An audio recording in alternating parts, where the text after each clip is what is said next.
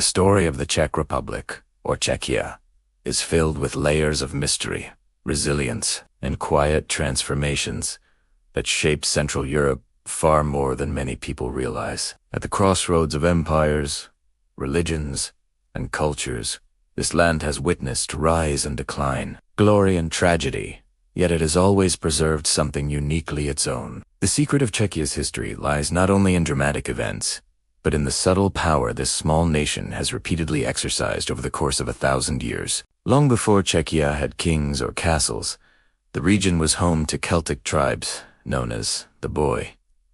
They left behind almost no written records, yet they gave the area its oldest known name, Bohemia, meaning home of the boy, which later became Bohemia. Their mysterious disappearance remains one of Czechia's earliest historical secrets. No one knows whether they migrated, were destroyed, or simply merged into later populations. But their legacy remains embedded in the land's identity, hinting at a civilization that once thrived before fading into silence. By the 6th century, Slavic tribes moved into the region, bringing with them traditions, language, and early forms of social organization. Among them, a leader named Czech is said to have guided his people to the land around Mount P, where he declared it their new home. Whether Czech was a real person or a legendary symbol, he became the foundational hero of Czech history. The tale is one of unity and destiny, suggesting that the Czech lands were chosen. This symbolic beginning helped establish a sense of belonging that survived centuries of turmoil.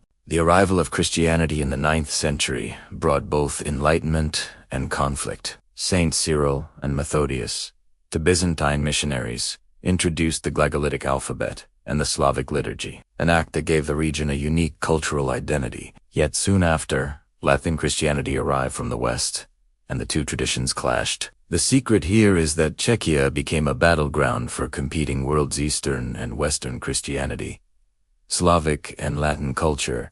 This tension shaped Czech identity for centuries, as the people navigated influences from both directions, while refusing to fully surrender to either. The formation of the Přemysl dynasty in the 9th century marked the birth of a powerful Bohemian state. According to legend, the dynasty began with Přemysl the plowman, a humble man chosen by Princess Libuše, a prophetess who predicted the future greatness of Prague. Her visions included the creation of a mighty city whose glory will reach the stars. These stories, part myth and part political symbolism, carried hidden messages about power and legitimacy. The rulers who followed learned how to blend legend with authority, shaping a national narrative that connected magic, prophecy, and statehood. Prague's true rise began under the Přemyslids, as it became an important political and commercial center. But it was under the Luxembourg dynasty in the 14th century that Prague reached its golden age. King Charles IV transformed the city into the capital of the Holy Roman Empire,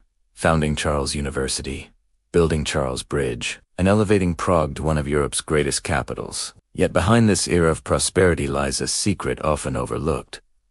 Charles IV intentionally shaped Prague using mystical numerology and symbolic architecture. Many of his constructions align with astronomical patterns and sacred geometry, giving the city a hidden spiritual blueprint that still fascinates historians and architects today. The 15th century brought a dramatic shift when Jan Hus, a Czech priest and reformer, challenged the corruption of the Catholic Church. His teachings inspired the Hussite movement, decades before Martin Luther began the Protestant Reformation. This is one of Czechia's greatest historical secrets.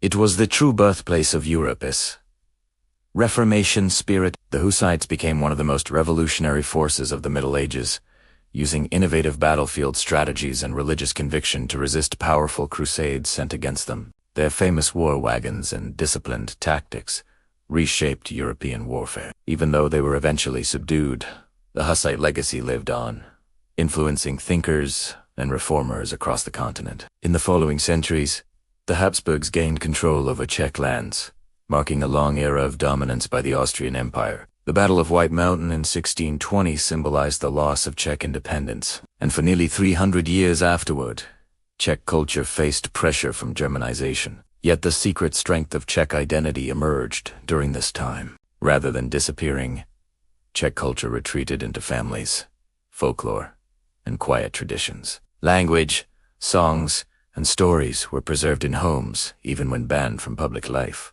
This silent resistance prepared the ground for a national revival in the 19th century, when scholars, writers, and activists worked to restore Czech as a literary and cultural language. As the Austro-Hungarian Empire approached its final years, Czech lands became one of its most industrialized and economically advanced regions.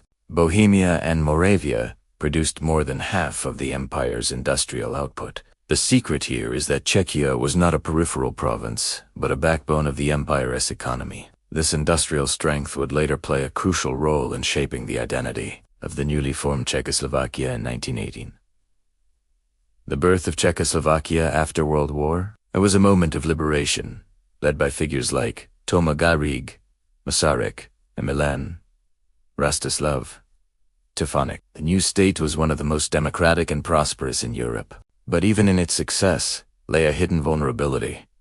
It existed in a region surrounded by rising threats. When Nazi Germany targeted Czechoslovakia in 1938, Western powers agreed to cede the Sudetenland to Hitler in the Munich Agreement. Often called the Munich Betrayal, the world watched as a thriving democracy was sacrificed for the illusion of peace. The Czech secret during this time was quiet, but powerful, an unbroken spirit of resistance. Even under occupation, Czechs sabotaged German production lines, protected persecuted people, and engaged in covert resistance. The assassination of Nazi leader Reinhard Heydrich by Czech paratroopers remains one of the most daring resistance actions of World War II. After the war, Czechoslovakia fell under Soviet influence, leading to decades of communist rule. The Prague Spring of 1968 attempted to introduce socialism with a human face, but it was crushed by Warsaw Pact forces. Yet another secret endured during this time.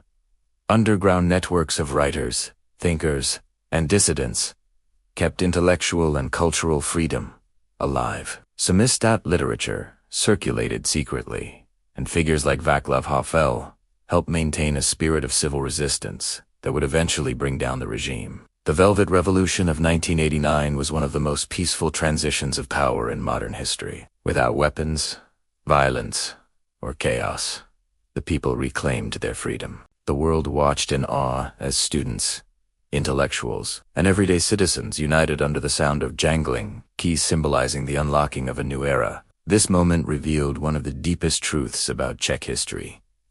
Real power often lies not in armies or empires, but in the collective will of the people. In 1993, Czechoslovakia peacefully split into two nations, creating the Czech Republic and Slovakia. The Velvet Divorce, as it is known, was another example of Czechia's unique approach to history, seeking cooperation over conflict, resolution over violence. Today, the Czech Republic stands as a modern nation rooted in centuries of resilience, creativity, and quiet influence. Its cities, especially Prague, carry layers of history in their streets, from Gothic spires and medieval alleys to hidden courtyards and ancient legends. The secret of Czechia throughout history is simple yet profound. It is a nation that survived by adapting, resisting quietly, preserving culture in silence, and rising again and again despite empires that tried to absorb or erase it. Czechia's story is not one of domination, but of endurance, not of conquest, but of identity. Across centuries, the Czech lands have shown that even small nations can leave enormous marks on the world, and that sometimes the greatest secrets are found not in what is loud and visible, but in what silently shapes the future.